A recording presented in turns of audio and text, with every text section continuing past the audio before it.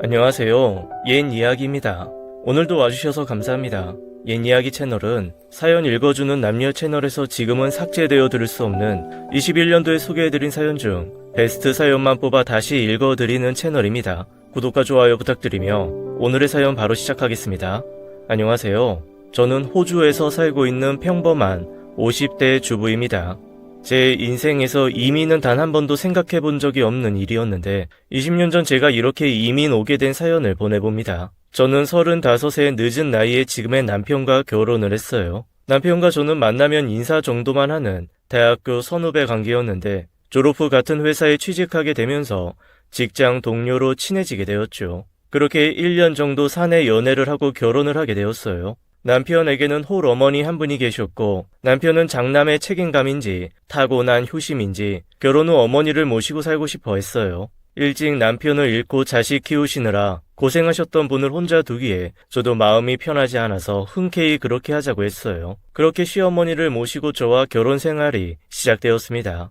시어머니께서는 저에게 엄청 잘해주셨어요. 제가 아침밥을 준비하려고 내려가면 어머님께서는 항상 저보다 먼저 나와서 쌀을 씻고 계셨고 어머니께 제가 하겠다고 방에서 쉬시라고 해도 늙으면 아침 잠도 없다 하시며 저희 아침 먹여서 출근시키는 게 유일한 재미라고 하셨어요. 저는 어려서부터 3교대 공장을 운영하시는 부모님 밑에서 자라서 아침밥을 차려주는 엄마에 대한 기억이나 저녁에 다 같이 이야기를 나누는 엄마 아빠에 대한 기억이 많지 않았어요. 저희 부모님은 항상 바쁘셨죠.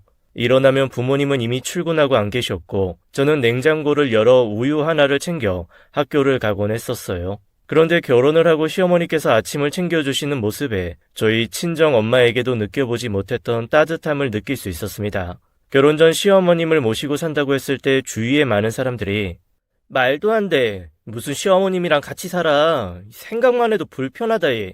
남자는 결혼하면 더 효자가 된다는데 시어머니까지 모시고 사니 안 봐도 뻔하다. 에휴 우리 지숙이 어쩌니? 라고 제 걱정을 했지만 그런 우려와는 달리 저는 시어머니 덕에 아주 행복한 결혼 생활을 했어요. 저희가 맞벌이 부부이다 보니 집안일을 신경 쓰지 못하는 일이 많았는데 시어머니께서는 아침 저녁을 준비해 주시기도 하시고 저희 빨래까지 해주시곤 하셨어요. 저는 그게 늘 죄송스러워 주말이 되면 어머님을 모시고 바람을 쐬러 가기도 하고 어머니 좋아하시는 음식을 사드리기도 하고 어머니 놀래켜 드리려고 작은 선물을 하기도 했었죠. 남편도 우리 세 식구가 이렇게 사는 게 행복한지 늘 저에게 고맙다고 했어요. 그렇게 1년이 지나고 저는 임신을 했습니다. 회사에 2년 육아 휴직을 내고 저는 시어머니와 함께 보내는 시간이 더욱 많아졌어요. 저와 시어머니는 함께 공방을 다니며 즐거운 시간을 보냈고 그런 저희를 보며 주변에서는 고부간에 어떻게 그렇게 사이가 좋으냐며 부럽다라고 말을 많이 했어요. 그러던 어느 날 여느 때처럼 그날도 함께 저녁을 먹고 저는 주방에서 설거지를 하고 과일을 챙겨서 거실로 나갔어요. 수연이가 다음 주에 한국에 들어온다고 하는구나. 수연이라는 사람은 남편보다 무려 18살이나 적은 시어머니께서 40살에 낳은 완전 늦둥이 여동생이었어요. 저의 시누이였죠. 시누이는 20살이 되자마자 미국으로 갔고 그곳에서 일찍이 결혼해서 계속 미국에서 살았어요. 저희 결혼식 때는 출산일을 앞두고 있어서 못 왔는데 그래서 저랑은 얼굴 한 번 못 본 사이였어요. 남편도 시어머니도 시누이 얘기는 많이 하지 않았던 터라 여동생이 미국에 있다는 사실조차도 잊고 살 정도였죠. 수연이가? 갑자기 왜? 정서방이랑 헤어졌다고 하는구나. 아예 한국으로 들어올 생각인가 봐. 애는 어쩌고? 아빠가 키운다고 하는구나.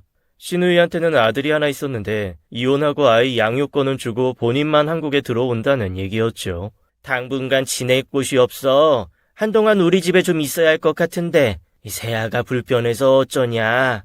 시어머니께서는 조심스럽게 제 눈치를 살피셨어요. 순간 얼굴 한번 못 본 시누이가 온다고 하니 심장이 덜컥 하더라고요. 사실 같이 살 생각을 하니 불편하기도 했고요. 그래도 시어머니께서 신경 쓰실까봐 어머니 괜찮아요. 아가씨 쓸 방을 좀 치워놔야겠네요. 라고 말해버렸죠. 다음 주 시누이가 오는 날 저는 임신한 몸으로 그래도 처음 보는 가족을 맞이한다고 갈비찜이며 잡채며 이것저것 준비하느라 아침부터 분주했어요. 시어머니께서는 계속 제 몸을 걱정하시면서 말리셨죠. 그렇게 저녁이 되고 시누이가 집으로 왔습니다. 23살의 시누이는 남편과 시어머니의 유한 분위기와는 반대로 굉장히 강한 느낌이었어요. 노랗게 탈색한 머리는 10대의 반항아를 보는 것 같았죠. 안녕하세요. 아가씨 처음 인사드리네요. 멀리서 오신다고 고생하셨죠? 아, 지혁 오빠 와이프? 신우이는 차가운 말투로 눈인사를 했지만 뭐 어색하니 그런가 보다 하고 넘겼어요. 왔냐? 피곤하지? 조금요. 배고파요. 어쩐지 둘의 인사는 몇 년 만에 만난 모녀 사이 같지 않았어요. 이상하긴 했지만 그날은 저도 워낙 긴장했던 터라 그렇게 우리의 첫 만남이 지나갔습니다. 다음날 저는 어제 음식 준비하더고 무리를 했던 탓인지 배가 뭉쳐서 아침에 일어나기가 힘들더라고요. 남편은 제 팔다리를 주무르면서 오늘 하루는 푹 쉬어라고 했고 시어머니께서도 그렇게 말씀드리겠다고 했어요. 저는 일어날 기력도 없어서 알겠다고 하고 다시 잠이 들었는데 옳게 일어나봐. 신우이가 벌컥 저희 방에 들어와서 소리를 쳤고 저는 깜짝 놀라서 침대에서 일어났어요. 옳게 지금 뭐 하는 거야? 어떻게 시집 와서 시어머니 밥상도 안 차리고 자고 있을 수가 있어? 저는 너무 당혹스러워서 말도 못하고 있는데 뒤에서 시어머니가 따라 들어오셔서는 예, 지금 새언니한테 무슨 말버릇이야? 어제 너 온다고 무리해서 몸이 안 좋은 건데 애 혼자나? 임신한 게 유세야? 정말 기가 막혔습니다. 저보다 14살이나 어린 사람한테 반말로 그런 소리를 들으니 머리가 새하얘지고 이게 꿈인가 싶더라고요. 시어머니께서 신우이 팔을 잡아당기며 나가자고 하시며 그 방을 나갈 때까지 저는 어안이 벙벙해서 아무 말도 할 수가 없었습니다. 잠시 뒤 시어머니께서 오셔서 얘야, 네가 이해하렴. 이혼하고 위자료 한 푼 못 받고 쫓겨나다시피 와서 수연이가 많이 예민하구나. 시어머니께서 그렇게 말씀하시는데 갑자기 눈물이 뚝뚝 떨어지더라고요. 그런데 그것은 시작에 불과했습니다. 신우이는 사사건건 저에게 시비를 걸었고 전 몰래 남편에게 용돈도 받아가는 것 같더라고요. 여보, 아가씨 언제까지 우리 집에 있는 거야? 나 이제 출산일도 다가오는데 몸도 너무 힘들고 정신적으로도 너무 스트레스 받아. 여보 미안해. 지금 집을 구하고 있다니까 한두 달만 우리가 좀 참자고. 정말 신우이가 오기 전까지 우린 너무 행복했어요. 인자하신 시어머니, 가정적인 남편, 그리고 곧 태어날 우리 아기. 모든 것이 완벽했는데 갑자기 나타난 신우이가 이 모든 것을 망쳐놓고 있었어요. 신우이는 자신의 빨래며 밥 먹은 설거지 한 번을 하지 않았고 퇴근하고 오는 남편에게는 언제나 심부름을 시키기도 했죠. 정말 참다 한 소리 하려고 하면 시어머니가 남편이 말려서 하지도 못하고 넘어가는 일이 부지기수였죠. 심지어 생리대까지 부탁하는 신우이 행동에 저는 폭발했고 시어머님과 남편이 왜 저렇게 신우이한테 아무 말도 못하고 사나 싶은 것이 너무 답답했어요. 여보, 왜 그렇게 신우이한테 질질 끌려다니는 건데 내가 모르는 뭔가가 있는 거야? 신우이한테 빚진 거 있어? 아니야, 그런 거. 그냥 불쌍하잖아. 어린 나이에 시집가서 다 잃고 돌아왔으니까. 시어머니고 남편이고 사람들이 너무 착하고 순진해서 그런가 보다 생각했죠. 곧 나갈 건데 좋은 게 좋은 거지 하고 또 그렇게 넘어갔어요. 그런데 그날 저녁 저는 이상한 것을 보게 되었습니다. 자다가 잠깐 잠이 깨서 주방에 물을 마시러 나가는데 신우이 방문이 살짝 열려 있더라고요. 여자의 촉이었는지 이상하게 신우이 방으로 끌리듯이 가게 되었는데 그런데 그 방에서 저는 남편을 보았습니다. 신우이는 침대에 누워 있었고 남편은 의자에 앉아 신우이 머리카락을 쓰다듬고 있었죠. 저게 뭐지? 저는 너무 놀라서 그대로 얼어버렸습니다. 저도 오빠가 있지만 남매끼리 저렇게 다정한 모습으로 있다니요. 그리고 시간도 새벽 2시였습니다. 도저히 이해가 가지 않았어요. 그러고 보니 남편과 신우이는 뭔가 얘기를 나누다가도 제가 가면 멈춘다든지 어떤 날은 집 앞에서 마주쳤다고 같이 들어오기도 했고 저는 점점 이상한 생각이 들었습니다. 별의별 생각이 다 들더라고요. 여보, 여기서 뭐해? 여보. 수연이가 몸살이 났나봐. 열이 많이 나네. 그래? 아가씨 괜찮아요? 제가 신우이 방에 들어가자 신우이는 이불을 획 하고 뒤집어 쓰더군요. 남편은 당황해하는 제 눈치를 보면서 이제 잠 들려고 하네. 나가자 여보. 신우이 방에서 나와서 저는 남편에게 따져 물었습니다. 오늘 저녁에도 친구들이랑 술 먹고 들어온 사람이 갑자기 아프다고? 내가 본 당신 모습은 마치 연인한테 하는 행동이었어. 그게 무슨 소리야. 당신 너무 예민한 거 아니야? 내가 예민해? 나 지금 막달이라서 제대로 잠도 못 자. 내 걱정은 안 되니? 여동생 감기 몸살이 그렇게 걱정이 됐어? 그래서 새벽 2시에 그 방에 갔니? 저는 그동안 쌓였던 것이 폭발했어요. 그 순간 배가 너무 아파서 저는 배를 움켜쥐고 그대로 쓰러져 버렸어요. 그날 새벽 저는 예정일보다 일주일이나 먼저 아이를 출산하였습니다. 친정 부모님이 다 일을 하셔서 저는 시어머니가 계시는 집으로 돌아와 산후조리를 하게 되었어요. 시어머니와 남편은 너무 고생했다면서 밤낮으로 저를 챙겨주셨지만 시누이는 코빼기도 보이지 않았죠. 그렇게 그날의 감정을 풀지도 못한 채 저는 육아를 하느라 하루가 어떻게 지나가는지 모를 정도로 정신없는 나날을 보냈어요. 하루는 거실에 아기를 눕혀두고 주방에서 설거지를 하고 있는데 아기가 자지러지게 울더라고요. 깜짝 놀라서 나가보니 아가씨가 거실에서 TV를 보고 있었어요. 애가 울면 좀 안아줄 것이지 쳐다도 안 보고 TV를 보고 있길래 속으로 진짜 못됐다 라고 생각하면서도 바랄 걸 바라야지 싶어 한마디도 하지 않았습니다. 우리 주환이 왜 울어? 저는 아들을 안아주었어요. 기저귀를 갈 때가 되었나 싶어서 기저귀 가려고 애 옷을 벗겼는데 허벅지 안쪽이 뻘겋게 부었더라고요. 저는 깜짝 놀라서 어머, 이게 뭐야? 아이, 뭐에 물린 거야? 새하얗고 포동포동한 허벅지에 빨갛게 자국이 있으니 너무 속상하더라고요. 제 소리에 시어머니께서 방에서 나오셨어요. 왜 그래? 이 주환이 무슨 일이 있냐? 어머니 이것 좀 보세요. 벌레에 물린 것 같아요. 시어머니께서는 알로에 크림을 가지고 오시면서 내일 당장 방역 업체를 불러야겠다고 하셨어요. 그런데 시누이는 벌레 하나 물린 거 가지고는 유벌나기는 누구네 안 키워봤나? 뭐 그렇게 유난을 떨어요? 라고 하며 이해 안 간다는 표정으로 일어나서는 방으로 쌩 들어가 버리더라고요. 진짜 따라가서 뒤통수라도 한 대 날리고 싶은 것을 꾹꾹 눌러 참았죠. 그날 저녁 저는 남편에게 시누이의 행동에 대해 이야기했습니다. 미국에 두고 온 아이가 생각나서 더 그럴 거야. 다음 달이면 이사 나가니까 당신이 조금만 더 참아줘. 미안해 여보. 연애 때도 다툼 한 번 없었던 남편이었는데 시누이가 이 집에 온 이후로 다투는 일이 자주 생기니 너무 속상했고 제가 육아 때문에 지쳐 있었던 터라 더 예민한가 생각했죠. 그래도 며칠만 참으면 이사 나가니까 참자 하면서 버텼어요. 그런데 다음날 아들 반대쪽 허벅지에 또 뻘겋게 부풀어 오른 것을 보고는 저는 이게 사람이 꼬집은 것이라는 확신이 들더군요.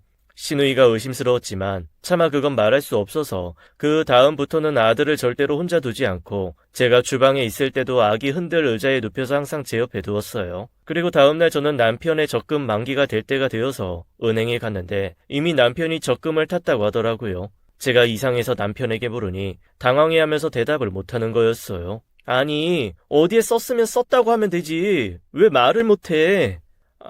미안해. 수연이 나갈 집 전세금을 좀 보태줬어.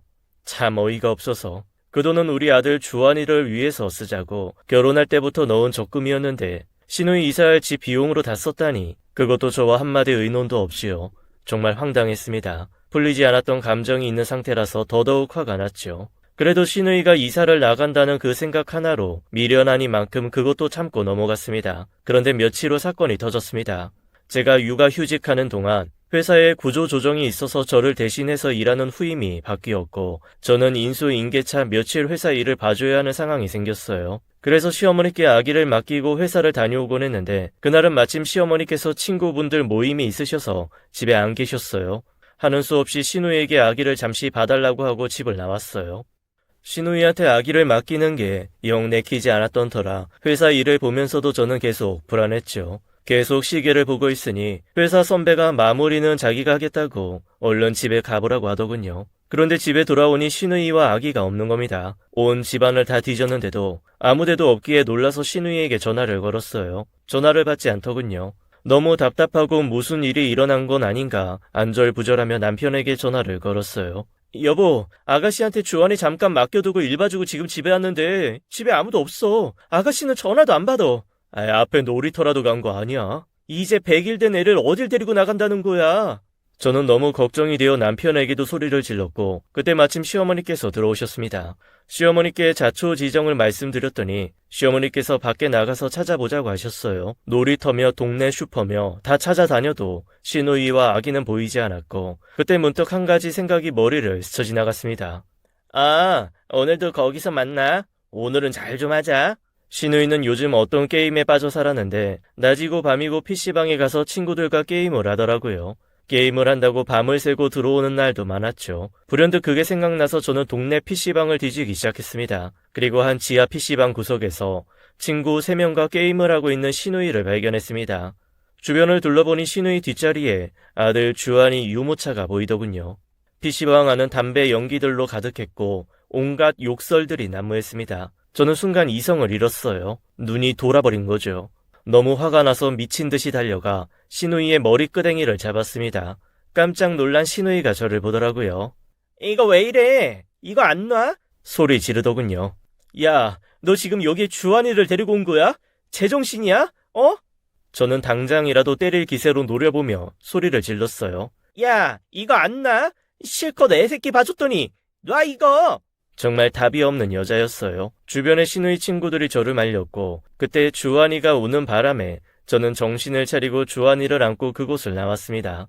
뒤에서 시누이가 욕을 하더라고요. 집으로 돌아와서 저는 너무 분하고 억울해서 그리고 화가 나서 펑펑 울며 남편과 시어머니께 말했어요. 아니 어떻게 100일도 안 된 애를 PC방에 데리고 갈 수 있어요. 거기 사람들 다 담배 피고 얼마나 지저분한데 거기에 주한이를 데리고 갈 수 있냐고요.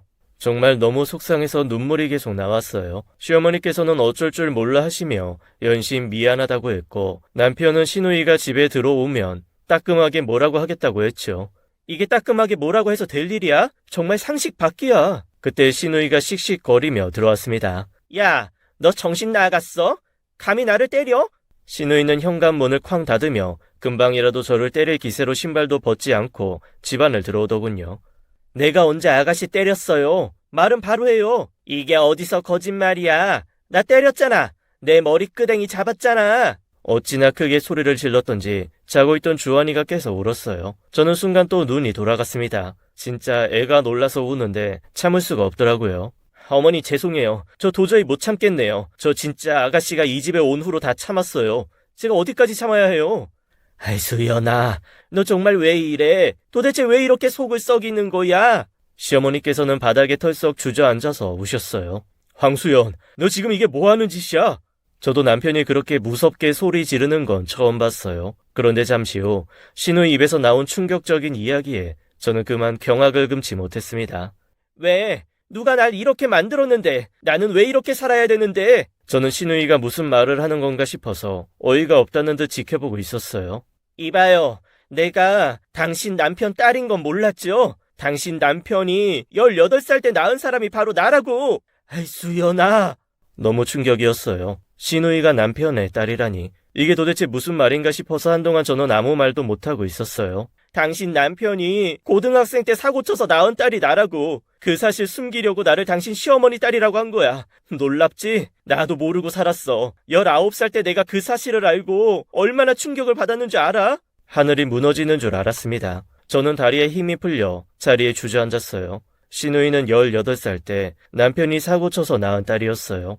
신우이의 엄마는 19살이었고 딸아이를 낳고는 못 키운다며 시어머니께 아이만 던져주고 떠났다고 해요. 시어머니는 아들 앞길 막힐까봐 그 아이를 그러니까 신우이를 당신 호적 밑으로 넣고 늦둥이 딸로 위장해서 키우신 거였어요. 신우이가 19살이 되던 해에 시아버지가 돌아가시면서 가족들과 나누는 이야기를 우연히 듣게 되었고 자기의 출생의 비밀을 알게 된 신우이는 그 충격으로 미국으로 떠난 거였어요. 그곳에서 한국인 남자를 만나서 동거를 하며 살았다고 해요. 그리고 임신을 했고 아이를 낳았지만 그 남자는 신우이를 버렸어요. 결국 아이만 뺏기고 한국으로 돌아온 거였죠. 이 말도 안 되는 이야기를 저에게 하는데 저는 믿을 수 없어서 하염없이 눈물만 흘렸어요. 그동안 남편과 시어머니가 신우이에게 말 한마디 따끔하게 못하고 질질 끌려다녔던 것이 다 이런 이유 때문이었어요. 아들 주한이를 안고 있다가도 신우이가 오면 바닥에 내려놓던 남편의 모습이 그제야 퍼즐처럼 맞춰지더군요.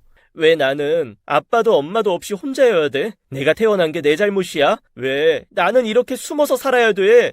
신우이도 울면서 소리를 질렀고 남편도 눈물을 흘리며 신우이를 안아주더라고요. 그 모습을 보는데 정말 배신감과 절망감이 몰려왔습니다. 당신 나를 감쪽같이 속인 거야? 저런 딸이 있으면서 여동생이라고 속인 거냐고. 여보 미안해. 내가 다 설명할게. 당신한테 말할 수가 없었어. 여보 정말 미안해. 용서해줘. 남편은 무릎을 꿇고 제게 빌었고 시어머니도 용서해달라며 비셨습니다. 용서? 여자 털끝 하나 모르는 것처럼 굴더니 고등학생 때 사고를 쳤어? 언제까지 속일 생각이었어? 내가 당신이 낳은 딸을 평생 아가씨 하며 그렇게 살길 바란 거야? 지금까지 그런 내 모습 보면서 다들 얼마나 우스웠어? 내가 다 알게 되었는데 이제 어떻게 할 거야? 한참 동안 말이 없던 남편은 지수가 정말 죽을 죄를 졌다. 근데 나 수연이 못 버려. 이제라도 아빠 노릇하고 싶어. 내가 책임지고 싶어. 수연이가 한국 들어온다고 했을 때부터 당신한테 말하려고 했어. 근데 용기가 없었어. 미안해. 당신은 고등학생 때도 지금도 용기가 없구나. 아들 주한이한테 부끄러운 줄 알아. 지수가 알잖아. 나 당신 사랑해. 그리고 우리 아들 누구보다 행복하게 잘 키우고 싶어. 근데 수연이도 내 딸이잖아. 당신이 받아주면 안 될까? 그래, 아가.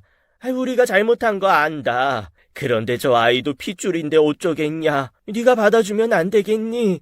와, 정말 이 사람들 제정신 아니다 싶더군요. 이제 와서 자신의 숨겨둔 딸을 받아들이라니요. 정말 정신이 혼미해졌습니다. 그런데 그때 나는 저 여자 엄마로 받아들일 생각이 없어. 아빠 선택해. 나야 저 여자야. 수연아, 선택하라고. 아빠 노릇하고 싶다며. 나한테 기다리라며. 미안하다며. 나 절대로 저 여자랑 저 아기랑 같이 못 살아. 선택해. 막장도 이런 막장이 없었습니다. 대답을 하지 못하는 남편을 보며 저는 마음이 무너져 내렸습니다. 그때 알았어요. 저 사람은 더 이상 내 남편이 아니겠구나. 내 아이의 아빠가 아니겠구나. 신우이, 아니, 남편의 숨겨둔 딸이 밖으로 뛰쳐나갔어요. 저의 그 생각에 확신이라도 주듯 남편도 뒤따라 나갔습니다. 저는 도저히 이 모든 것들을 받아들이기가 힘들었고 그날 주한이를 데리고 도망치듯 친정으로 갔어요. 전화도 문자도 찾아오는 것도 다 받아주지 않았습니다. 진짜 하루에도 몇 번씩 이게 정말 말이나 되나 싶었어요. 아무것도 모르고 천사같이 자고 있는 아들 주한이를 보니 하염없이 눈물만 났습니다. 제 상처는 아무것도 아니었어요. 앞으로 주한이가 아빠 없는 아이로 자라 상처받을 것을 생각하고 나니 그것이 억장이 무너졌습니다. 남편과 시어머니는 계속해서 용서를 빌었지만 저희는 결국 이혼을 했습니다. 저희 부모님께서는 사기 결혼을 당했다며 난리가 나셨지만 저는 더 이상 그 집안과 엮이고 싶지도 않았어요. 남편과 같은 회사에 다니고 있던 저는 회사를 퇴사하게 되었고 주변 지인들 모두 남편과 관련된 사람들이라 대인 기피도 생겨버렸죠. 제 인생이 송두리째 흔들리고 있었고 정말 아무것도 모르는 곳에서 살고 싶었습니다. 보다 못한 부모님께서는 언니와 형부가 살고 있는 호주로 이민 가기를 권했습니다. 그렇게 이민을 와서 이곳에서 지낸 지 벌써 20년이네요. 아들은 잘 커주었고 아들이 10살이 되었을 때 저와 아들을 진심으로 사랑해주는 남자도 만났어요. 지난 상처들이 많이 회복되었고 지금 저는 행복합니다. 그때 그 일이 없었더라면, 정말 그 사실을 모르고 살았더라면 지금 저와 제 아들 주한이는 어떻게 되었을까요? 생각만 해도 끔찍하네요. 손바닥으로 하늘을 가릴 수 없는데 말이에요. 제 기구한 사연을 들어주셔서 감사드리며 건강하시고 행복하세요. 지금까지 옛이야기였습니다. 끝까지 함께 해주신 여러분 감사드리며 저희는 다음 사연으로 돌아올게요. 감사합니다.